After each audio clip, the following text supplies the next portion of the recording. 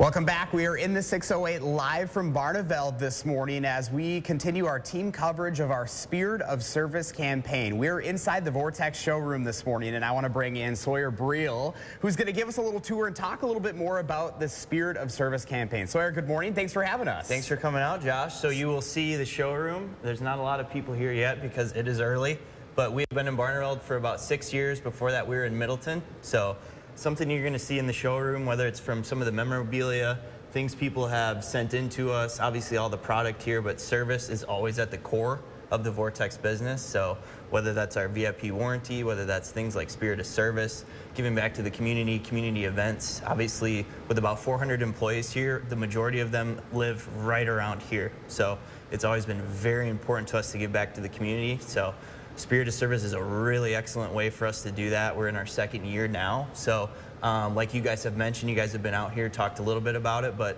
finding those people in the community that might be overlooked or just might need a little more recognition. Obviously, with their time in the military, whatever branch it might be, service is another key theme that you see there. So we are really looking for the people in the community. It doesn't matter if it's a crossing guard at the bus stop, someone who's always helped out in your neighborhood. We are looking for those people really making a difference and just doing what we can to give back, shine a little light, and help tell their story. So how exactly does Spirit of Service work? You know, talk us through the process here. Yep. So for anyone in the community, more than likely you know someone who served or is still serving. So we wanted to make the process as easy as possible. So essentially in 1,000 words or less, tell us why they deserve the award. So, and then how it works from there is it'll go to a panel, and then from there it actually goes to community voting, which is really fun.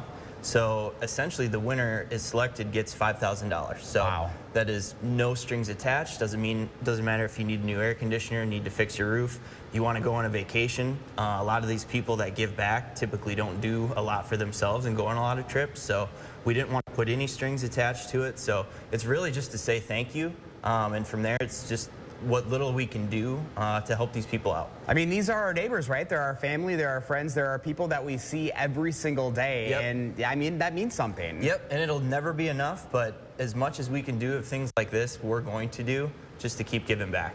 You know, when you look at, you know, how far this really could grow, I mean, this is in your second year. It's already been a hit for you so far. Yeah, the stories last year, it was incredibly difficult, even getting down to like the top 5. And I know you guys had an opportunity to talk to Don, but just what an amazing program, an amazing person.